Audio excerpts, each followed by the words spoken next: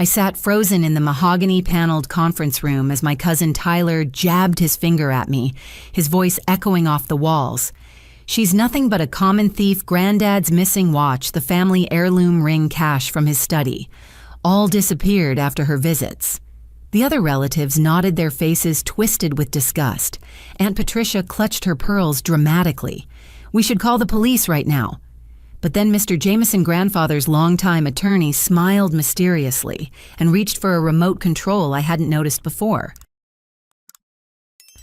My heart hammered against my ribcage as I stared at Tyler's contorted face. How could my own cousin, someone I'd grown up playing with during family barbecues, now look at me with such pure hatred? The fluorescent lights above cast harsh shadows across the boardroom table, making everyone's expressions appear even more sinister. "Tyler, that's absolutely ridiculous," I managed to say, my voice cracking despite my efforts to sound confident. "Grandfather Harrison and I had a wonderful relationship. I visited him every Tuesday evening for dinner, and we'd talk for hours about his travels, his business ventures, his memories of grandmother Eleanor." Tyler's laugh was bitter and sharp. "Oh, spare us the innocent granddaughter act, Brooke. You think we don't know what you were really doing during those cozy little visits?" He turned to address the other family members seated around the polished conference table. She was clearly casing the place, figuring out what was worth stealing. My mouth fell open. The Tyler I remembered had been mischievous but never cruel. This man before me, dressed in an expensive charcoal suit with his blonde hair slicked back, seemed like a complete stranger. His blue eyes, once warm and playful, now burned with resentment and accusation. "Let me be very specific about what's missing." Tyler continued, pulling out his smartphone and reading from his notes. "First, grandfather's Rolex Submariner, the one with the black face that he wore every single day for 20 years. It's worth at least $50,000. Second, grandmother Eleanor's emerald engagement ring, the one that's been passed down through 3 generations. Third, exactly $3,000 in cash that he kept in his desk drawer for household expenses. Sarah, my 24-year-old cousin with perfectly straightened auburn hair and designer clothing, nodded vigorously. I was there last week helping grandfather organize his medications, and I specifically saw Brooke wandering around his private study. She claimed she was looking for a book, but she was clearly snooping through his personal belongings." Her voice carried that same manipulative tone I remembered from our childhood when she'd convince adults that her misbehavior was actually my fault. Uncle Roger, my father's older brother, slammed his meaty fist on the table. At 43 years old, he'd inherited my father's stocky build, but none of his kindness. His face was red with anger, and his receding hairline made his forehead appear even larger. "This is theft, plain and simple. Grand larceny. We're talking about felony charges here." He pointed his stubby finger at me accusingly. "Empty your purse right now. Show us what you've got hidden in there." I clutched my simple black leather handbag closer to my chest. "I'm not emptying anything. You people have lost your minds. Grandfather Harrison loved me and I loved him. I would never ever steal from him or anyone else." Aunt Patricia, my mother's sister-in-law, dabbed at her eyes with a lace handkerchief. She'd always been the most dramatic member of our family, prone to theatrical gestures and emotional outbursts. Her platinum blonde hair was styled in perfect waves, and her pearl necklace caught the light as she shook her head sadly. "Oh, Harrison, if you could see what your precious Brooke has become. An embarrassment to the family name, a common criminal." The other relatives murmured their agreement. There were about 12 people total in the room, including some distant cousins and family friends I barely knew. But every single face was turned against me. Not one person offered support or questioned the accusations. The isolation felt crushing, like being trapped at the bottom of a deep well while everyone above threw stones. "I think we should call Detective Martinez right now," Uncle Roger declared, reaching for his phone. "He handled that break-in at my business last year. He'll know exactly how to deal with this situation." Tears began streaming down my cheeks. "How can you all believe this? I'm your family. I've never stolen anything in my entire life. I don't even take extra packets of ketchup from fast food restaurants because it feels wrong. Crocodile tears, Sarah muttered. She's probably been planning this for months, maybe years, building up trust with grandfather just so she could rob him blind. Tyler crossed his arms smugly. Face it, Brooke.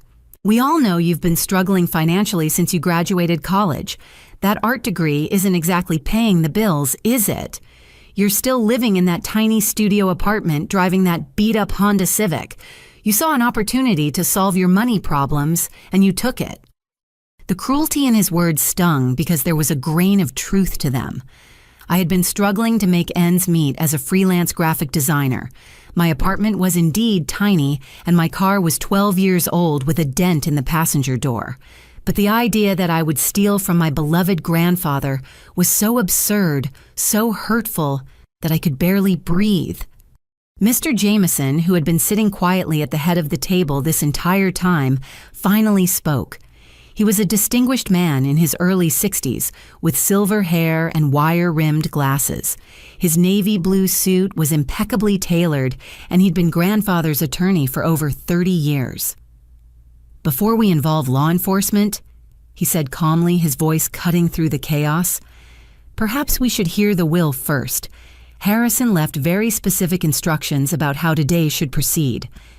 Uncle Roger paused with his phone halfway to his ear. What kind of specific instructions? The attorney smiled enigmatically, the kind that suggests your grandfather was far more aware of family dynamics than any of you realized. Mr. Jameson opened a thick manila folder and pulled out several official-looking documents. The room fell silent except for the soft hum of the air conditioning and the distant sound of traffic from the street below. His law office was on the 15th floor of a downtown skyscraper with floor-to-ceiling windows that offered a panoramic view of the city. Before we begin, Mr. Jameson said, adjusting his glasses, I want everyone to understand that this will was finalized just 3 weeks before Harrison's passing. He was of completely sound mind and body when he made these decisions. I have medical documentation from his physician confirming his mental capacity. Tyler shifted impatiently in his leather chair. Just get on with it. We all know he left the bulk of his estate to be divided among the family members. The attorney's expression remained neutral as he began reading. I, Harrison Montgomery, being of sound mind and body, do hereby bequeath my worldly possessions as follows. He paused and looked around the room. To the American Cancer Society, I leave $10 million. To the Children's Hospital of Philadelphia, I leave $8 million. To the Alzheimer's Research Foundation, I leave $7 million. Sarah gasped audibly. What charity? But what about the family? Mr. Jameson continued reading without acknowledging her interruption.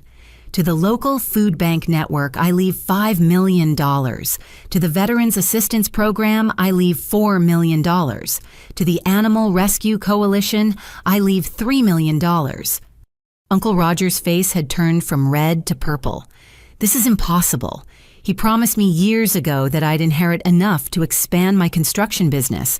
I've been planning on that money. To St. Mary's Homeless Shelter, I leave $2 million. Mr. Jameson read on.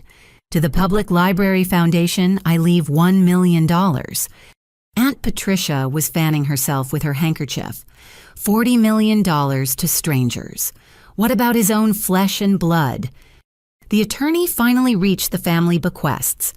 To my nephew, Roger Montgomery, I leave $20,000 and my collection of vintage fishing equipment. To my niece, Patricia Walsh, I leave $15,000 and my late wife's china cabinet. To my grandson, Tyler Montgomery, I leave $12,000 and my leather-bound first edition books. Tyler shot to his feet so quickly his chair rolled backward and hit the wall. $12,000. That's it. I expected millions. I've been working at his company for 5 years, learning the business, preparing to take over. This is insane. To my granddaughter, Sarah Walsh. Mr. Jameson continued, I leave $10,000 and my collection of antique jewelry boxes. Sarah's perfectly applied makeup was streaking down her face as she sobbed. This can't be real. I have $37,000 in credit card debt. I was counting on grandfather's money to pay it off. I bought a new car last month because I thought the inheritance was coming. The room erupted in angry voices as each family member realized their financial expectations had been crushed. I sat in stunned silence trying to process what I was hearing. Grandfather Harrison had never mentioned any of these charitable donations to me during our weekly dinners. We'd talked about everything else: his childhood during the Great Depression, his first job selling insurance door to door, how he'd built his real estate empire from nothing. "This is all her fault," Tyler suddenly screamed, pointing at me again. "She poisoned his mind against us. She convinced him we were greedy and undeserving." Uncle Roger nodded furiously. "She manipulated an old man. That's elder abuse. It's probably illegal." "I never talked to Grandfather about any of you," I protested. "Our conversations were about Book's history, his travels with grandmother. I didn't even know he was planning to leave money to charity." Aunt Patricia rose dramatically from her chair. "You're lying. You wormed your way into his affections with your sweet little granddaughter act, and then you convinced him to cut out his real family. You're not just a thief, you're a manipulator and a liar." The hatred in the room was suffocating. These people, my own relatives, were looking at me like I was some kind of monster. I thought about all the family Christmases, birthday parties, graduation celebrations we'd shared over the years. Had they always resented me? Had they always seen me as an outsider? Mr. Jameson cleared his throat loudly. "If I may continue, there are still additional provisions in the will." "What could possibly be left?" Sarah demanded through her tears. "He's already given away everything to strangers." The attorney reached into his folder and pulled out a sealed white envelope. The paper looked expensive, and my grandfather's distinctive handwriting was visible on the front. "There is a special codicil to this will," Mr. Jameson announced, "that can only be revealed after a certain matter is resolved." Tyler's eyes narrowed suspiciously. "What kind of matter?" Mr. Jameson held up the envelope so everyone could see the writing on the front. In Grandfather's careful script, it read, "To be opened only if Brooke is accused of theft." The room went completely silent. You could have heard a pin drop on the carpet.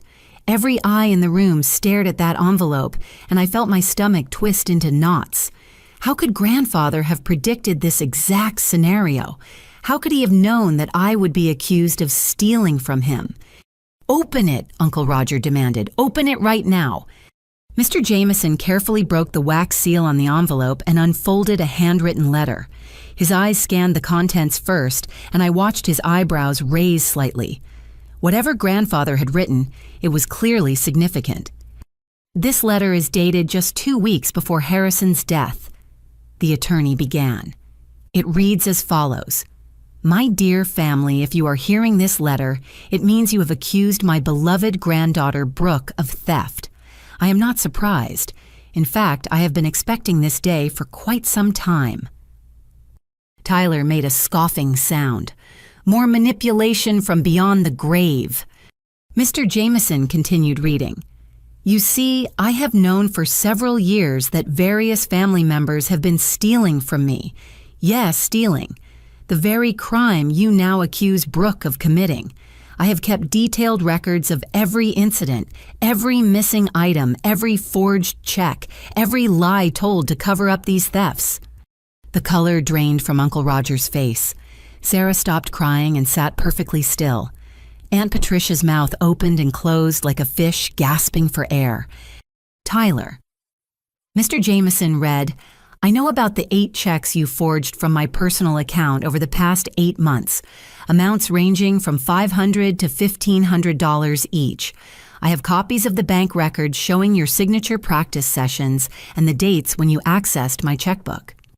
Tyler's confident demeanor crumbled instantly. "That's impossible. He never said anything about missing checks." "Sarah." The attorney continued, "I am aware that you have been taking jewelry from your grandmother's collection and selling it through online auction sites. The sapphire brooch, the diamond tennis bracelet, the pearl earrings that belong to my mother. I have screenshots of the sales listings and traced the money to your personal bank account. Sarah's face went white as a sheet. She gripped the arms of her chair so tightly her knuckles were bone white.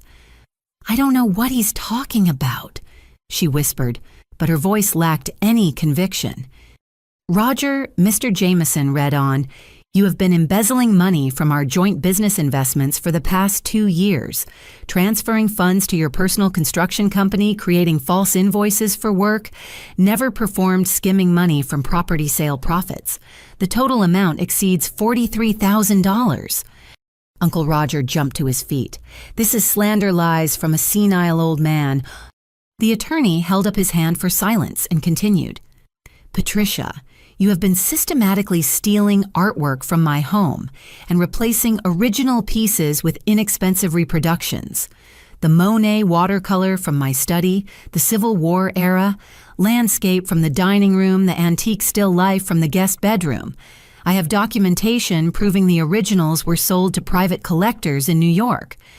Aunt Patricia collapsed back into her chair, her face ashen. How could he have possibly known about that? "Because," Mr. Jameson said, folding the letter temporarily, "Harrison had been conducting his own investigation for over a year. He hired a private detective, installed security equipment, and documented every theft meticulously." Tyler began pacing frantically behind his chair. This is all fabricated. He was getting paranoid in his old age, seeing things that weren't there. "I'm afraid not," the attorney replied, pulling out a thick manila envelope from his briefcase. "Harrison provided me with extensive evidence, bank records, photographs, witness statements, and most importantly, video surveillance footage." The room exploded in panicked voices. Uncle Roger started shouting about privacy laws and illegal recording. Sarah begged everyone to just forget about everything and move on. Aunt Patricia claimed she was going to be sick and needed to leave immediately. But Mr. Jameson wasn't finished reading the letter. "Now about my dear Brooke," he continued, his voice cutting through the chaos. "The items you claim she stole, the watch, the ring, and the cash, were given to her by me as early inheritance gifts. I have written documentation of each transfer signed and notarized." My heart almost stopped beating. "What?" The attorney smiled at me kindly. "Your grandfather gave you those items legally and properly. He predicted that when they were discovered missing, the family would blame you rather than investigate the real thieves." I thought back to my last few visits with grandfather. 3 weeks ago, he had insisted I take his Rolex. "This watch has served me well for 20 years, he'd said. "It should go to someone who values time spent with family."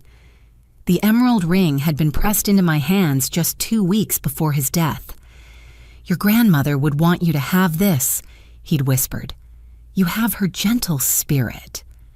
And the cash he'd given me, $3,000 to help with my student loans, making me promise not to mention it to the rest of the family.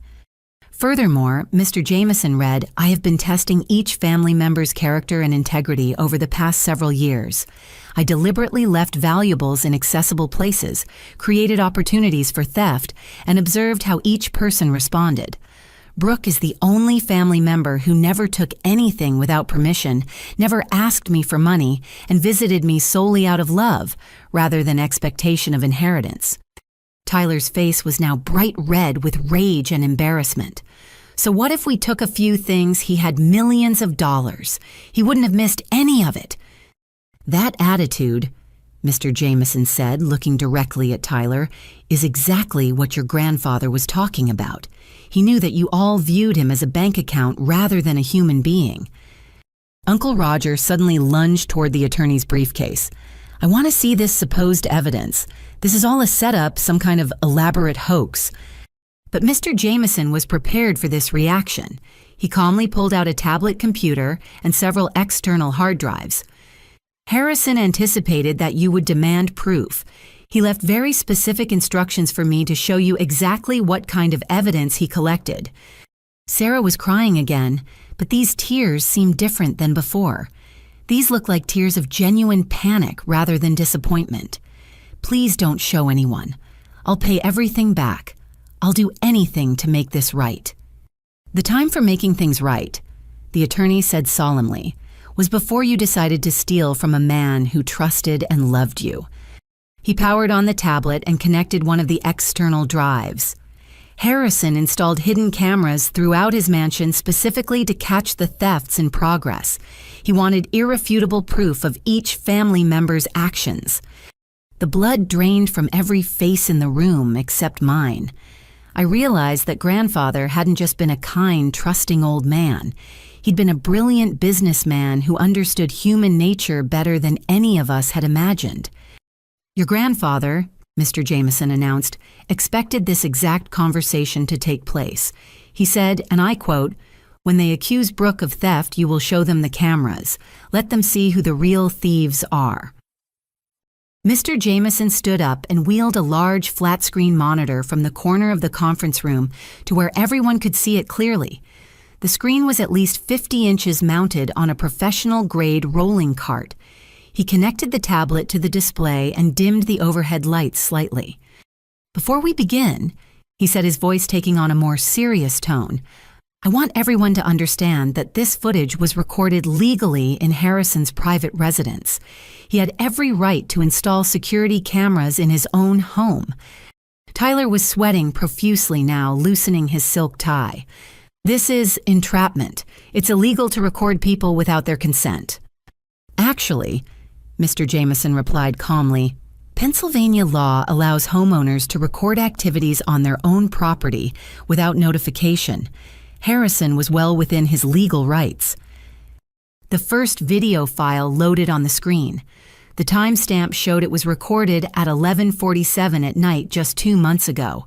The camera was positioned to capture grandfather's home office with its rich wood paneling, built-in bookshelves, and antique mahogany desk. At first, the room appeared empty. Then Tyler's figure came into view, moving stealthily through the doorway. He was dressed in dark clothing and kept looking over his shoulder nervously. In the video, he approached the large desk and began quietly opening drawers. "Turn it off," Tyler demanded, his voice cracking. "I don't want to watch this." But Mr. Jameson continued playing the footage. On screen, Tyler found what he was looking for and pulled out grandfather's checkbook. He sat down in the leather desk chair and began practicing grandfather's signature on a piece of scrap paper, checking his forgery attempts against actual checks. After several minutes of practice, he carefully tore out a blank check and filled it out for $1,200 made payable to cash. The most damning part came when Tyler held up the forged check. To the light, smiled with satisfaction and whispered to himself, "The old man is losing his mind anyway. He'll never notice one little check." Sarah gasped and covered her mouth with her hands. "Tyler, how could you say something so cruel about grandfather?" On the screen, Tyler continued his theft by photographing several other checks with his phone, presumably to practice the forgeries later. He returned the checkbook to its exact position and crept back out of the room. "This is just the first incident," Mr. Jameson announced. "There are 7 more videos of Tyler forging checks and stealing cash." Tyler slumped forward in his chair, holding his head in his hands. "Okay, fine. I took some money, but I was planning to pay it back eventually." "Eventually," the attorney repeated dryly. "Your grandfather waited 14 months for eventually to arrive." The next video began playing automatically. This one was filmed in grandfather's master bedroom, where grandmother Eleanor's jewelry collection was displayed in an ornate antique armoire. The timestamp showed it was recorded on a Sunday afternoon just 6 weeks ago. Sarah appeared on the screen wearing the same yellow sundress I remembered her wearing to grandfather's birthday dinner. She moved directly to the jewelry armoire and began systematically going through the compartments. She selected several pieces, including the sapphire brooch that had been grandmother's favorite and a diamond tennis bracelet worth thousands of dollars. But what made the footage even more disturbing was Sarah's casual attitude. She examined each piece like she was shopping at a department store, holding items up to the light to assess their value. At one point, she answered her cell phone while holding grandmother's pearl earrings. "Hey, Marcus," she said to whoever was calling. "Yeah, I'm at grandfather's house. I found some more stuff I can sell. These pearls should cover my car payment this month." The person on the phone must have asked about getting caught because Sarah laughed. "He's taking his afternoon nap. Besides, he's got so much jewelry here, he'll never miss a few pieces. I'm not being greedy, just taking what I need." Sarah in the conference room was sobbing uncontrollably now. "I had gambling debts. I owed money to dangerous people.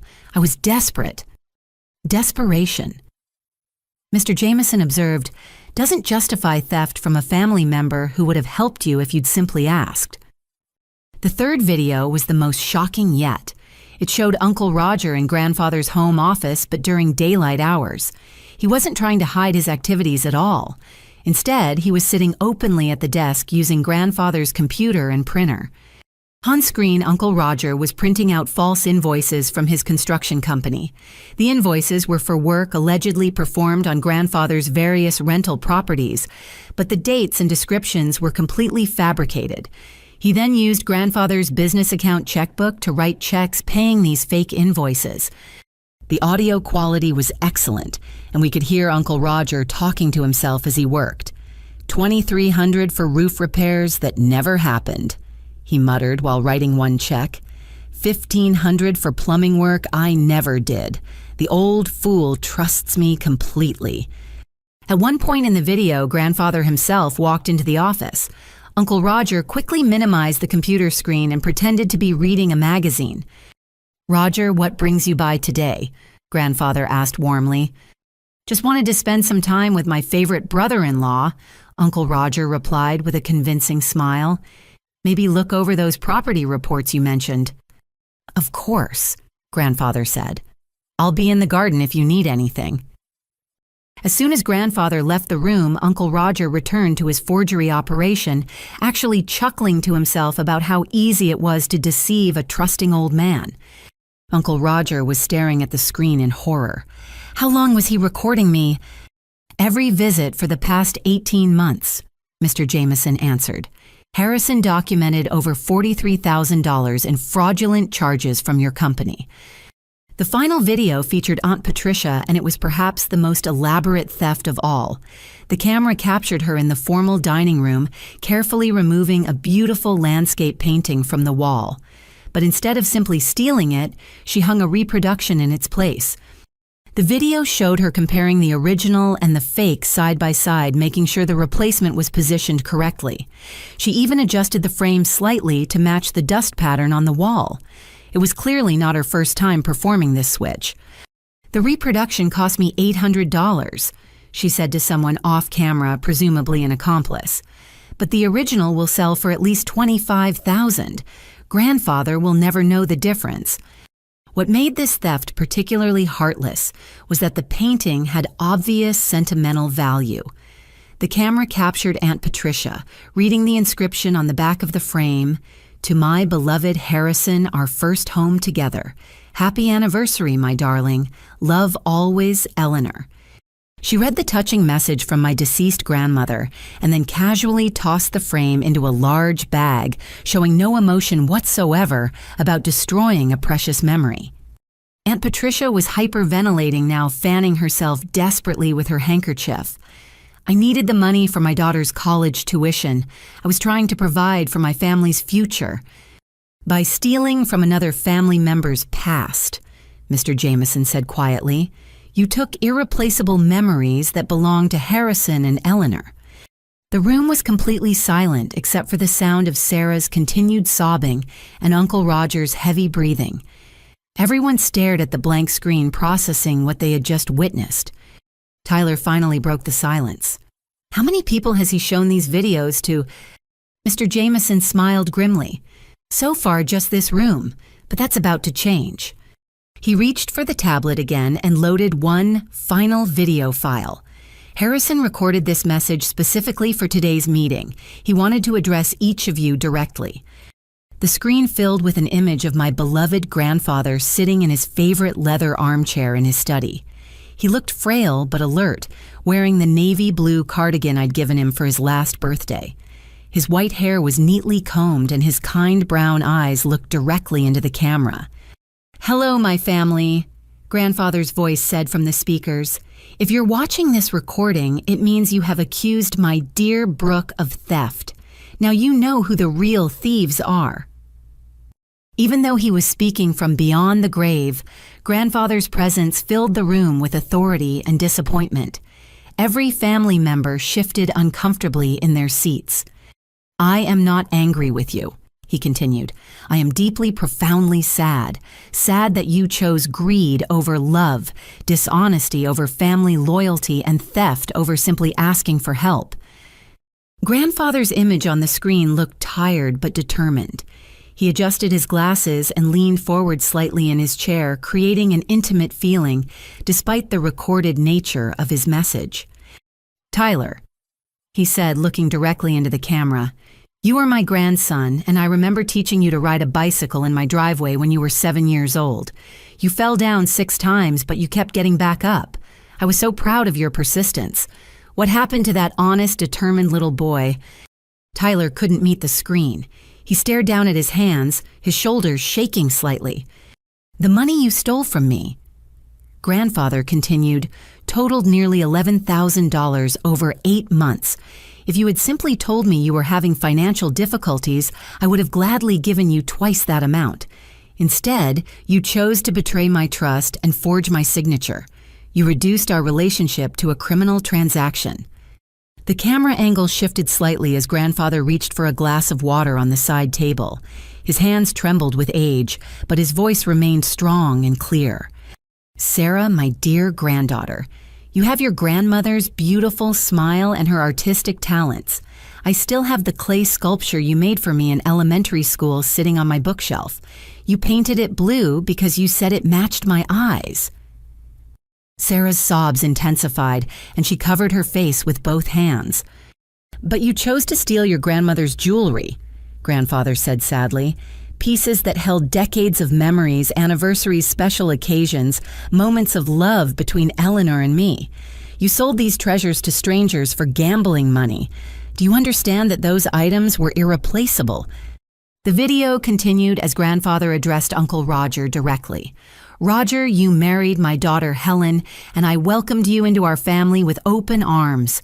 I trusted you with my business investments, shared my knowledge of real estate development, and treated you like the son I never had." Uncle Roger was grinding his teeth, his jaw muscles visibly tense. "You repaid that trust by creating false invoices, stealing money meant for property maintenance, and lying to my face for over 2 years. $43,000, Roger. You stole enough money to buy a luxury car, and you did it by deceiving a man who considered you family." Grandfather's expression grew even more somber as he turned his attention to Aunt Patricia. "Patricia, you have always been dramatic, but I never thought you would be dishonest. You systematically stole artwork from my home pieces that Eleanor and I collected during our travels around the world." Aunt Patricia had stopped fanning herself and sat perfectly still like a statue. "That landscape painting you took," Grandfather continued, "was the view from the window of our first apartment together. Eleanor painted the inscription herself for our first wedding anniversary. You read those words, Patricia. You saw how much that painting meant to us, and you stole it anyway." The old man paused and took another sip of water. When he continued, his tone became more philosophical. "I spent the last year of my life learning who my family members really were when they thought no one was watching. It was the most heartbreaking education of my entire life. Each of you proved that you valued my money more than my love, my possessions more than our relationships." He gestured towards something off camera, but there was one exception. One family member who never took anything without asking, never showed up only when she needed something, never calculated my net worth while hugging me goodbye. My heart began pounding as I realized he was about to talk about me. "Brooke," he said, and his whole demeanor changed. His face softened and he smiled genuinely for the first time in the recording. "My dear, sweet Brooke, you visited me every Tuesday evening not because you wanted something, but because you enjoyed my company. We talked about books, history, philosophy, life lessons I'd learned over 8 decades of living." Tears were streaming down my face as I listened to his words. "You never asked me for money even though I knew you were struggling financially. You never hinted about inheritance or expressed interest in my possessions. You loved me for who I was, not what I owned. That kind of love is rarer than any treasure I could leave behind. The camera angle widened to show more of grandfather's study. I could see familiar objects in the background, the antique globe we used to spin together, the chess set where he taught me strategy, the photo of him and grandmother on their honeymoon in Italy. Therefore, grandfather announced, his voice taking on a more formal tone, I am changing my will one final time. The charitable donations I mentioned earlier will stand as planned, but there are additional bequests that Mr. Jameson was instructed to reveal only after this video was played. Mr. Jameson paused the recording and pulled out yet another sealed envelope. This one was marked, Final Codicil to be read after video message. Tyler looked up with desperate hope in his eyes. Maybe he's forgiven us. Maybe he's giving us another chance. But Mr. Jameson's expression suggested otherwise. He opened the envelope and began reading. To my granddaughter, Brooke, who showed me what family love really means, I leave my personal residence at 15 Maple Grove Lane, including all furnishings and personal belongings. My mouth fell open. Grandfather's mansion was worth at least $2 million. I also leave to Brooke my collection of 3 vintage automobiles, the 1967 Mustang convertible, the 1955 Thunderbird, and the 1970 Camaro SS. Sarah gasped. Those cars are worth a fortune. Mr. Jameson continued reading. Finally, I leave to Brooke a trust fund in the amount of $5 million to be managed by Jameson Legal Associates until she reaches the age of 30, at which point she will gain full control of the principal and accumulated interest. The room exploded in angry voices. Tyler shot to his feet again, screaming about unfairness and legal challenges. Uncle Roger threatened to contest the will in court. Aunt Patricia declared that the whole family would disown me. But Mr. Jameson wasn't finished. There are conditions attached to these bequests, he announced, and the room quieted down. Brooke will inherit these assets only if she agrees to one specific requirement. My heart sank. Of course there were conditions. Grandfather was a businessman after all. What requirement? I asked nervously. The attorney smiled. Your grandfather wrote, and I quote, Brooke must promise to use this inheritance wisely and generously to help others as she has helped me, and to always remember that true wealth comes from the love we give and receive, not from the money we accumulate. Relief flooded through my body. Those weren't restrictions. They were values I already believed in. But grandfather's video message wasn't over. Mr. Jameson restarted the recording, and my grandfather's face reappeared on the screen. Now, for those of you who stole from me, he said, his tone becoming stern again, there will be consequences. I have already prepared detailed financial records documenting every theft, every forged check, every fraudulent transaction. These records have been filed with the appropriate authorities. Tyler's face went white. What authorities? Grandfather smiled grimly on the screen. The police, the district attorney's office, the state fraud investigation unit, and the Internal Revenue Service. You see, when you steal money, you're supposed to report it as income on your tax returns. I don't believe any of you did that. Uncle Roger was hyperventilating now. This is revenge from beyond the grave. You can't prosecute dead people for reporting crimes. Actually, Mr. Jameson interjected, victims of crimes can file reports that remain valid even after their death. Harrison was very thorough in his documentation. The video continued with grandfather's final words. I hope that someday you will understand that love and trust, once broken, are almost impossible to repair. You chose to see me as a source of money rather than as a human being who cherished his family. The consequences of that choice will follow you for the rest of your lives. The screen went black and we all sat in stunned silence. Grandfather had orchestrated this entire confrontation from beyond the grave, exposing the thieves, protecting my reputation, and ensuring that justice would be served. But apparently he still wasn't finished with his surprises. Mr. Jameson reached into his briefcase one more time and pulled out a manila folder marked Criminal Evidence, Copy for District Attorney. The folder was at least 3 inches thick. Your grandfather spent over $60,000 hiring private investigators, forensic accountants, and security specialists to document these crimes, he announced. This evidence has been turned over to law enforcement, and arrest warrants have already been issued. As if summoned by some cosmic timing, there was a sharp knock on the conference room door. The conference room door opened and 3 people in professional attire entered the room. The woman leading the group wore a charcoal gray pantsuit and carried a leather portfolio. She had short brown hair and the confident bearing of someone accustomed to authority. "Good afternoon," she said, displaying a gold badge and identification card. "I'm Detective Williams with the Philadelphia Police Department Financial Crimes Division.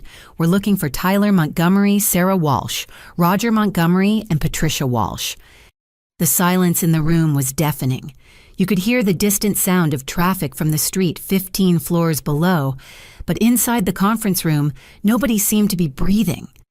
Detective Williams was accompanied by 2 uniformed officers, both young and professional-looking. One was a tall African-American man with kind eyes, and the other was a petite Hispanic woman with her hair pulled back in a neat bun. They stood by the door, not threatening, but clearly prepared for any situation. Based on evidence provided by the late Harrison Montgomery, Detective Williams continued, "We have arrest warrants for multiple felony charges, including grand theft, forgery, fraud, and conspiracy." Tyler slowly raised his hand like a schoolchild. "I'm Tyler Montgomery." His voice was barely above a whisper. Sarah continued sobbing but managed to identify herself. Uncle Roger looked like he might try to run, but the uniformed officers had positioned themselves strategically near the exit. Aunt Patricia seemed to have gone into shock, staring blankly at the detective's badge. Detective Williams opened her portfolio and began reading from official-looking documents. "Tyler Montgomery, you are under arrest for 8 counts of check forgery, 7 counts of grand theft, and 3 counts of fraud. The total amount stolen exceeds $11,000. One of the uniformed officers approached Tyler with handcuffs. Tyler didn't resist, but he kept shaking his head in disbelief. "This is really happening," he muttered. "This is actually happening." Sarah Walsh.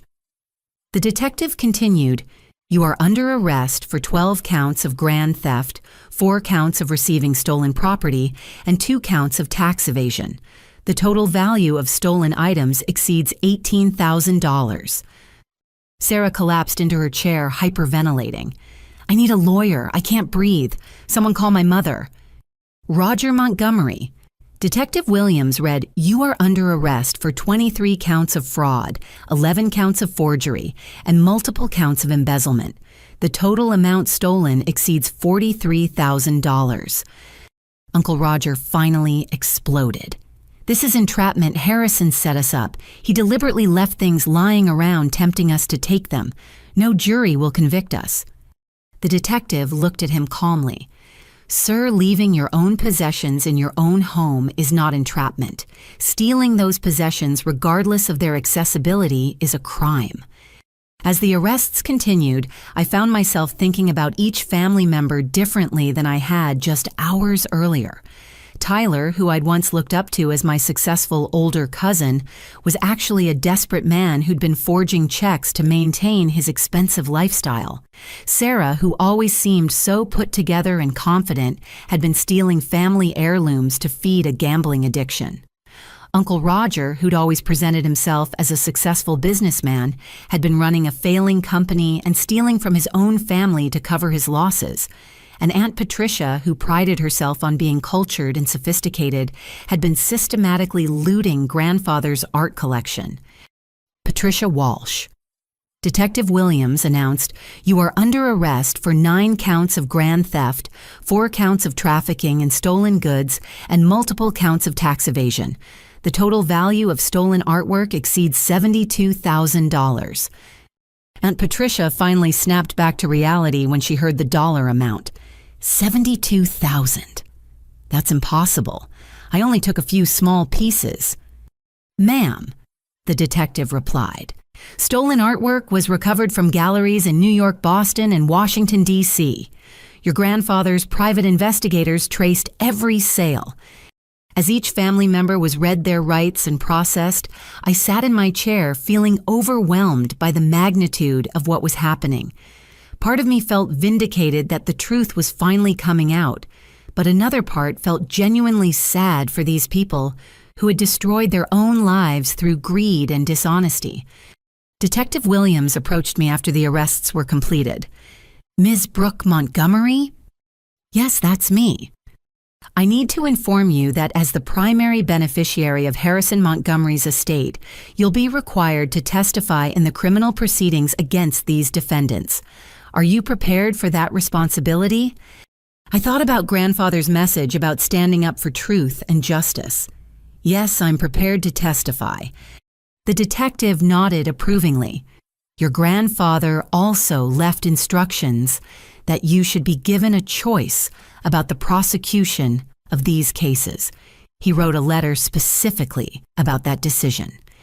Mr. Jameson handed me an envelope marked "For Brooke's Eyes Only" regarding criminal prosecution. Inside was a handwritten note in grandfather's familiar script. My dear Brooke. The letter began, if you are reading this, then justice has finally caught up with the family thieves. You now have a choice to make. You can push for maximum prosecution, or you can show mercy and advocate for reduced sentences in exchange for full restitution. I looked around the conference room at the chaos. Tyler was crying quietly as he was handcuffed. Sarah was having a panic attack and hyperventilating into a paper bag. Uncle Roger was still arguing with the officers about his rights. Aunt Patricia was sitting in stunned silence, her perfect makeup completely ruined. Grandfather's letter continued. I leave this choice to you because you have shown wisdom and compassion that the others lack. Whatever you decide, I will support from beyond. Trust your heart, my dear granddaughter. The weight of this decision felt enormous. These people had betrayed our family, stolen from a trusting elderly man, and falsely accused me of crimes they had committed. They deserved to face the full consequences of their actions. But I also thought about what grandfather would have wanted.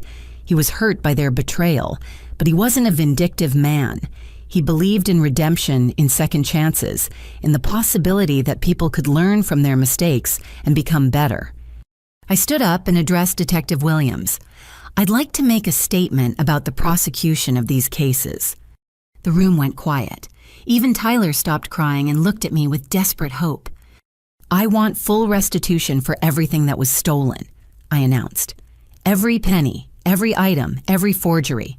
But I'm willing to support reduced sentences if the defendants agree to community service focused on helping elderly people who've been victims of financial crimes. Tyler's relief was visible. Thank you, Brooke. Thank you so much. But I wasn't finished. However, if any of them refuse to pay full restitution, or if any of them commit similar crimes in the future, I want the original charges reinstated and prosecuted to the full extent of the law. Detective Williams nodded. That's a very reasonable position. We'll work with the district attorney's office to structure plea agreements accordingly. As the family members were led away in handcuffs, Mr. Jameson began organizing the paperwork for my inheritance. But I had one more surprise coming. Oh, I almost forgot, the attorney said, pulling out his smartphone. Your grandfather also arranged for the local news media to cover this story. He thought it was important for the community to understand how elder financial abuse happens even within families. Through the conference room windows, I could see news vans pulling up outside the building. Cameramen and reporters were setting up on the sidewalk below. What? I asked in disbelief. Mr. Jameson smiled. Harrison wanted this to be a teaching moment. He believed that exposing these crimes publicly might prevent other elderly people from being victimized by their own families. I realized that grandfather's plan had been even more comprehensive than I'd imagined. Not only had he protected me and ensured justice for himself, but he'd also created a public awareness campaign about elder financial abuse. As we prepared to leave the law office, I thought about how completely my life had changed in just a few hours. I'd gone from being falsely accused of theft to inheriting millions of dollars. My relationship with my extended family was permanently damaged, but I'd learned the truth about their character. Most importantly, I'd been entrusted with carrying forward grandfather's values of honesty, generosity, and compassion. The inheritance wasn't just money and property. It was a responsibility to use those resources to help others and honor his memory. 6 months later, I was sitting in the beautifully restored study of grandfather's mansion, which was now legally my home. The room looked exactly as it had during his lifetime, with the same leather-bound books lining the walls, the same antique globe in the corner, and the same chess set where he'd taught me strategy and patience. But some things had changed dramatically. The house no longer felt empty and quiet. Instead, it had become the headquarters for the Harrison Montgomery Foundation for Elder Protection, a nonprofit organization I'd established using a significant portion of my inheritance. The foundation's mission was simple but important to help elderly people protect themselves from financial abuse, particularly from their own family members. We provided free security consultations, legal aid, financial monitoring services, and emergency assistance to seniors who'd been victimized. Our offices occupied the mansion's former guest bedrooms and sitting rooms staffed by social workers, legal advocates, and retired police officers who specialized in financial crimes. The dining room had been converted into a meeting space where we held monthly support groups for elderly victims of theft and fraud. Tyler's criminal case had been resolved 3 months ago. He'd pled guilty to all charges and received 18 months probation in exchange for paying full restitution plus 20% interest. As part of his community service, he spent 15 hours every week helping elderly clients of our foundation install security cameras and organize their financial records. Working with theft victims had been a humbling experience for Tyler. He'd recently written me a letter apologizing for his actions and thanking me for giving him a chance at redemption. "I never understood how much damage I was causing," he wrote. Meeting with Mr. Chen, whose own grandson stole his life savings, made me realize that I wasn't just taking grandfather's money. I was destroying his ability to trust the people he loved most. Sarah's situation had been more complex because of her gambling addiction. She'd spent 90 days in residential treatment and was now attending weekly therapy sessions. Her community service involved working at a senior center, helping elderly people with computer skills and social media literacy. She discovered that she genuinely enjoyed spending time with older adults, listening to their stories and learning from their experiences. Grandfather was right, she'd told me during our last conversation. I was so focused on my immediate problems that I never appreciated what an incredible person he was. These seniors I work with now remind me of him every day. They're wise, funny, and so much more interesting than I ever bothered to notice. Uncle Roger's construction business had gone bankrupt during the legal proceedings, but he'd found work with a nonprofit organization that provided home repairs for low-income elderly homeowners. The irony wasn't lost on any of us that he was now using his construction skills to help rather than exploit older adults. He'd struggled the most with accepting responsibility for his actions, but 6 months of working directly with elderly clients had gradually changed his perspective. "I used to think of old people as easy targets," he'd admitted to me recently. "Now I see them as someone's grandparent, someone who worked their whole life and deserves respect and protection." Aunt Patricia had perhaps undergone the most dramatic transformation. Her community service involved working at an art therapy program for seniors with dementia and Alzheimer's disease. She discovered that her knowledge of art history and her dramatic personality were actually valuable assets in helping confused elderly patients connect with their memories through creative expression. "I spent so many years viewing art as a commodity," she'd confessed during one of our foundation meetings. "Working with these patients has reminded me that art is about human connection, emotion, and preserving memories. I'm ashamed that I treated grandfather's collection like it was just merchandise to be sold." All 4 family members had paid complete restitution for their thefts. The money had been donated directly to the foundation, where it was used to help other elderly victims recover from financial abuse. In a strange way, their crimes had been transformed into a source of healing for other families. But the most significant change had been in how I viewed my own role in the community. Before grandfather's death, I'd been struggling to find direction in my life, working small freelance design jobs and barely making ends meet. Now I had purpose and resources to make a real difference. The foundation had helped over 300 elderly clients in just 6 months. We'd recovered nearly $2 million in stolen assets, prosecuted dozens of financial predators, and prevented countless additional thefts through our security and education programs. One of our most successful initiatives was the Family Financial Safety Workshops we held twice monthly. These sessions taught elderly people how to recognize warning signs of financial abuse, set up proper legal protections, and have honest conversations with family members about money and inheritance. The workshops were always well attended, often with 50 to 60 participants per session.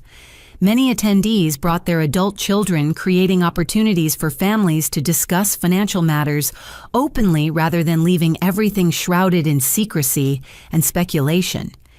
Detective Williams, who had arrested my family members 6 months earlier, had become a regular guest speaker at our workshops. She helped participants understand how financial crimes were investigated and prosecuted, and she shared stories of successful recoveries that gave hope to current victims.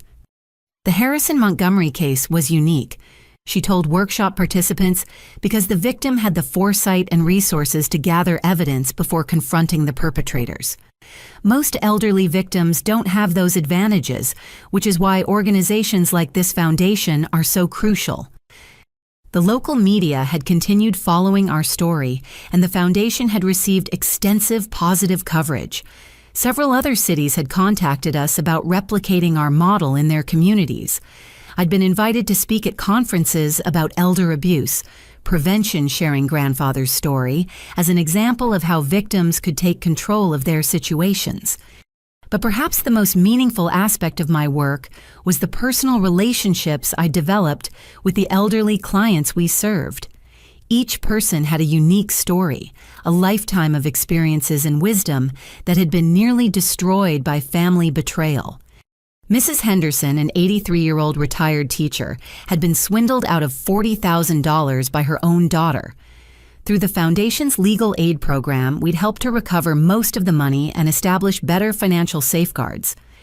"Your grandfather would be so proud of what you've accomplished," she told me during our last meeting. "He turned his own pain into protection for others.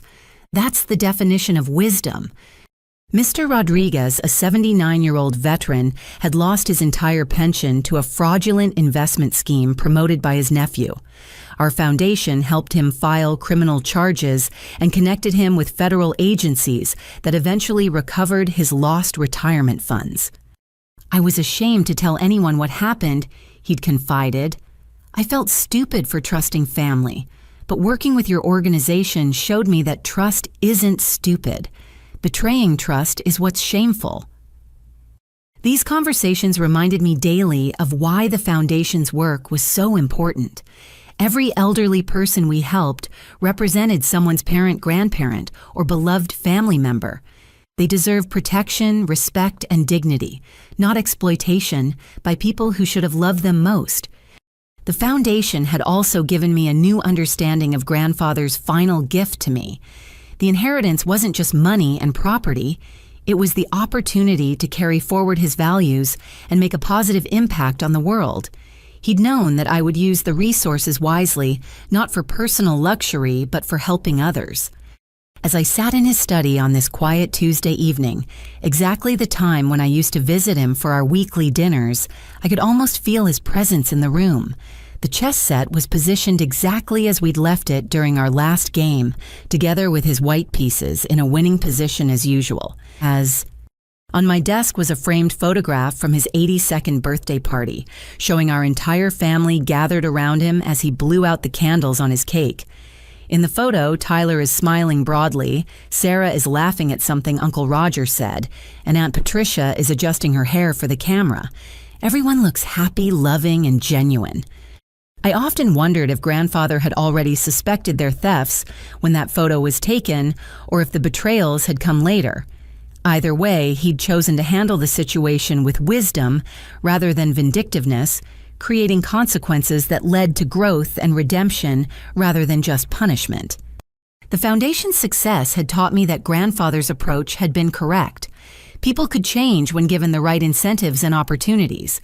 My family members had transformed from thieves into advocates for elderly protection, using their experiences to help prevent others from making similar mistakes. Most importantly, I'd learned that true wealth really did come from the love we give and receive, not from the money we accumulate. The inheritance had given me financial security, but the relationships I'd built through foundation work had given me purpose and meaning. Every elderly client who trusted us with their story, every family that learned to communicate honestly about financial matters, every prevented theft or recovered asset represented a victory for the values Grandfather had tried to instill in our family.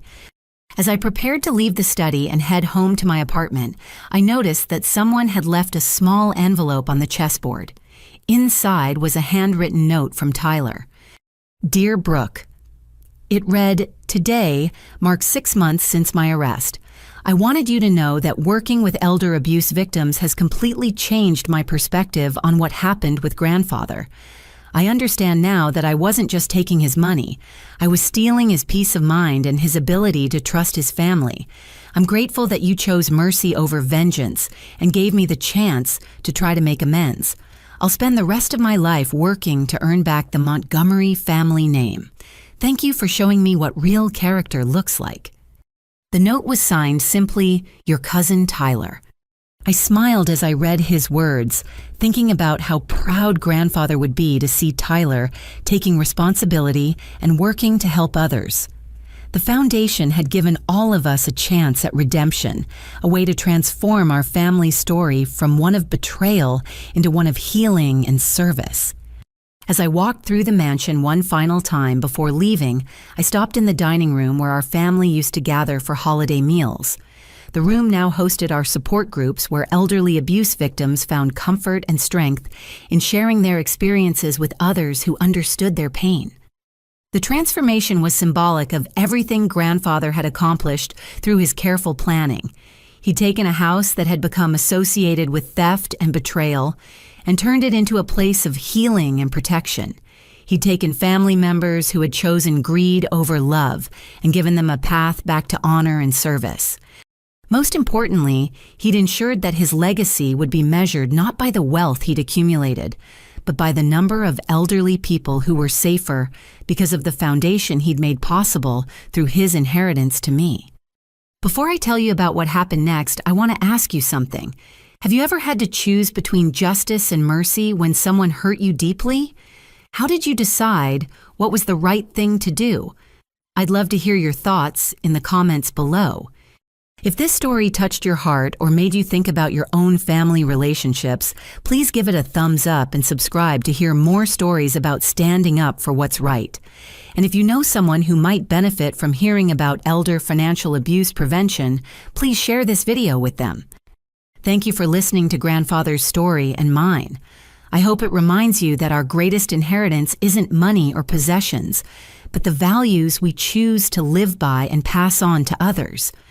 Remember that true wealth comes from the love we give and the positive impact we make in the lives of others. Take care of each other out there, and never forget to protect and cherish the elderly people in your life. They have so much wisdom to share if we just take the time to listen.